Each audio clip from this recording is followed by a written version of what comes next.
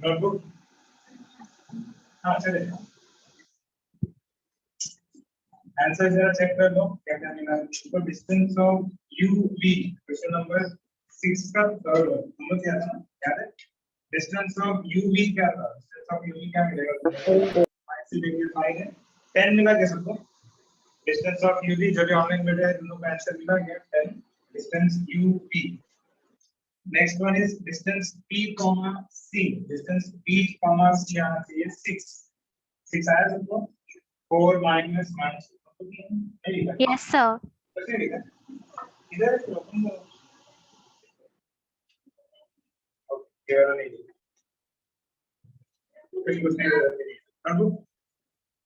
Ready है answer नहीं तो दोनों आंसर कुछ लिखा नहीं एक ही स्टूडेंट है तो क्लास में डिस्टेंस ऑफ VB कंपेयर करो डिस्टेंस ऑफ VB का आंसर देखो तो 3 आंसर 5 minus 2 है and distance of Q comma L minus 5 or minus 3 है so the answer should be 2 very good अब इसमें ऐसे बैठा next topic is conditional statements and converse okay ये नया टॉपिक पहले तो हम लोगों ने देखा है डिस्टेंस नंबर लाइन ये सब क्वांटिटी करना ये जो नेक्स्ट टॉपिक आ रहा है इसी के बेसिस पे आगे जाना पूरा नेक्स्ट एनालाइज करना okay so first one is conditional statement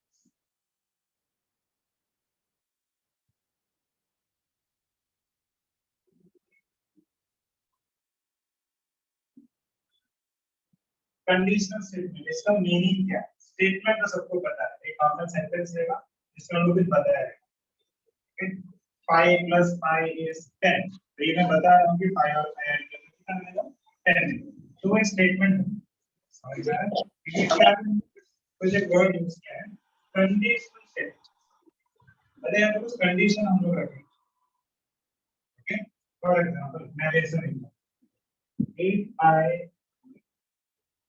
wake up at 7 o'clock ठीक है मेरा एग्जांपल में क्या बोल रहा है if I wake up at 7 o'clock इसके आगे जो भी रहेगा वो इस पे डिपेंड करेगा समझ में आया मैं क्या बोल रहा हूं मैं ऐसा बोल रहा हूं मैं सुबह 7 बजे उठेगा टाइम पे मैं क्लास में या फिर 7 बजे उठेगा तो मुझे एक्सरसाइज करने के लिए मेरे पास टाइम ओके लेकिन ये जो कंप्लीट सेंटेंस है उसमें कंडीशन रखा है ये हमेशा पॉसिबल नहीं है ये करेक्ट हुआ तो वो पॉसिबल समझ में आया तो अगर मैं 7 बजे उठा देन अगर ये बराबर निकला देन वो आगे का जो भी रहेगा वो अप्लाई कर सकते नहीं हुआ तो शायद नहीं अगर मेरा 8 बजे का क्लास है मुझे बनाना है रेडी होना तो मैं मिला कि मुझे मिनिमम 7 बजे उठना है then I will be on time at the class okay class में एकदम बराबर टाइम पे जा सकता अगर नहीं हुआ तो शायद नहीं कर पाऊंगा तो कंडीशन पे डिपेंड करता है समझ में आया ये जो वर्ड है इफ ये हम लोग कंडीशन के लिए समझ में आया इफ क्या जो रहेगा ये कंडीशन क्या कंडीशन है सुबह 7 बजे उठेगा या नहीं 7 बजे उठेगा देन आगे का पॉसिबल है नहीं है तो शायद नहीं पॉसिबल समझ में आ रहा है तो ये कंडीशनल स्टेटमेंट की स्टार्टिंग में क्या रहेगा इफ है और इसके आगे क्या होगा उसके लिए वो स्टार्ट करते हैं हम लोग देन लिखेंगे समझ में आ रहा है अगर ऐसा हुआ तो ओके देन आई विल क्या I will mix class at 8. Okay. अरे ये दो अलग-अलग स्टेटमेंट हैं. I will wake up at 7 o'clock. ये अलग स्टेटमेंट है. I will reach the class at 8. ये अलग स्टेटमेंट. इन दोनों को एक साथ यहाँ पे रिलेशन कैसे डालते हैं? इसको कंडीशन क्रिएट कर. ये अपना कंडीशन. अगर ये हुआ तो ये पॉसिबल है. इसको हम इंग्लिश में वर्ड्स यूज करेंगे if and then. इसके बाद क्या रहता है? इसका हम बोलेंगे this is the condition. ये सब को समझ में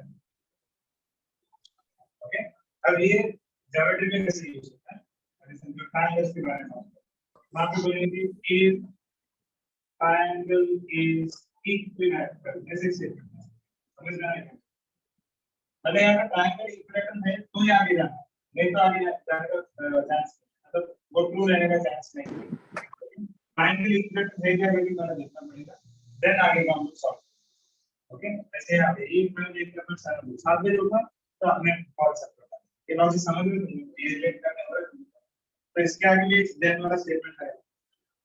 ये अप्लाई कब करेंगे? अगर ट्रायंगल इक्विलैटरल है तो, if it is not then हम लोग कौन भी करते हैं, ये नहीं है। यहाँ पे कंडीशन क्या है? ट्रायंगल इक्विलैटरल है, उसको डिनोट करने की क्या यूज किया है? वर्ड इफ, इसे विदाउट इट।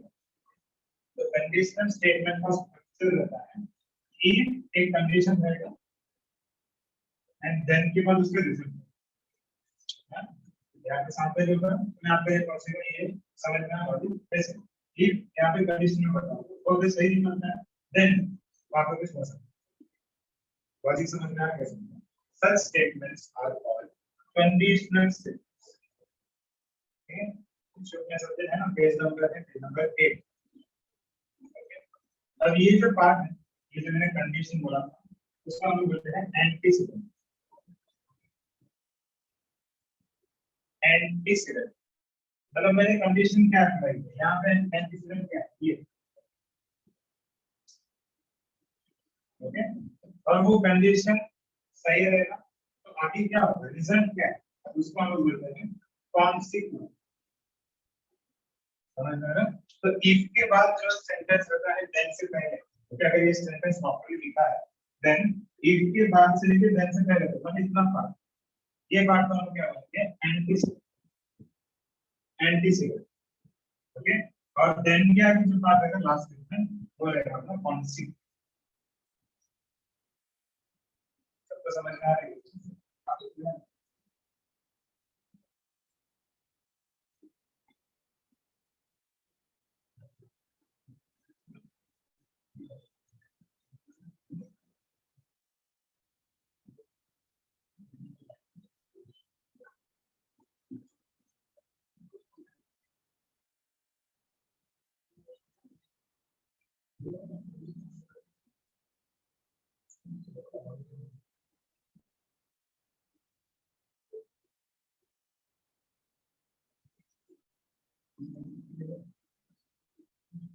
हाँ,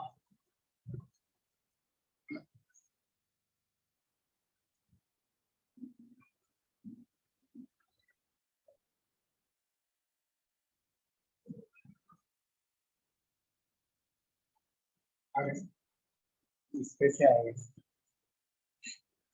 वो स्टार्ट कर दो।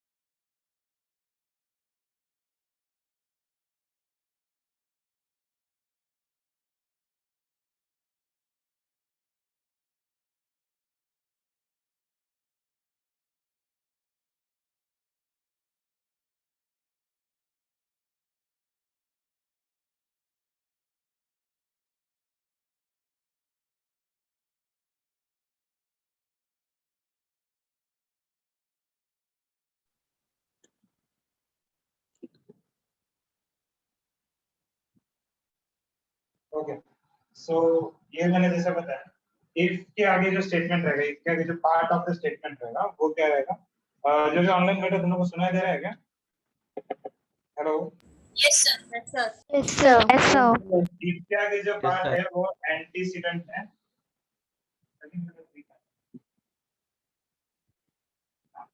इफ के आगे जो पार्ट है उसको हम लोग बोलते हैं this is the antecedent, and then के आगे जो पार्ट रहेगा उसको हम लोग बोलेंगे कॉन्सिक्वेंट। ये वो पेज नंबर 8 में दिया है कंडीशनल स्टेटमेंट्स के नीचे। ओके, मार्क करो तुम लोग।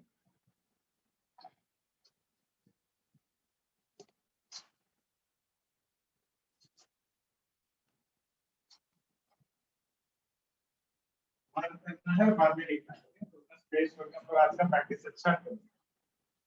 So mark all the lines from the first line, the statements which can be written वहां से लेके कहाँ तक जाएगा? Converse of the given statement दिख रहा है? Converse bold में दिख रहा है तुम लोगों को? थर्ड क्लास या फोर्थ क्लास लाइन में दिख रहा है? वो लाइन तक तुम लोगों को कंप्लीट करना है. The resulting statement is called the converse of the given statement. ठीक है? बाहर रख दो. ठीक है? तो ये एंटीसीडेंट और ये क्या बनता है? कॉन्सिक्वेंट. अगर ये है देन हम लोग ये इसके बारे में सोचेंगे. ये नहीं है तो हम लोग ये देखेंगे नहीं. ये लाइन के देखने का जरूरत नहीं. लॉजिक समझ में है? अब ये एक स्टेटमेंट है. ये एक format of the statement if then form बोलते हैं. कंडीशनल स्टेटमेंट को लिखने का जो तरीका है इफ देन फॉर्म. तो यार जो कंडीशन रिक्वायर्ड है वो हम लोग यहाँ पे प्लेस करें. स्टेटमेंट शायद इफ देन फॉर्म में नहीं दिया रहेगा और लोगों को वहां पे क्वेश्चन ऐसा रहेगा कि you have to convert the statement to if then form. मतलब वो स्टेटमेंट को हम लोग इसमें कन्वर्ट करेंगे. ये फॉर्मेट में हम लोग को लिखना है. ओके. तो जो कंपलसरी रहेगा ना वहां पे वो हम लोग यहाँ पे लिखेंगे इफ के बाद. हाँ, एक एग्जांपल दूंगा तो और क्लियरली समझना. जो कंपलसरी है कंडीशन वो हम लोग यहाँ पे लिखेंगे और बाकी के जो स्टेटमेंट है वो देन के बाद. ओके. इधर एक एग्जांपल दिया है. The diagonals of a rhombus are perpendicular bisectors of each other. The diagonals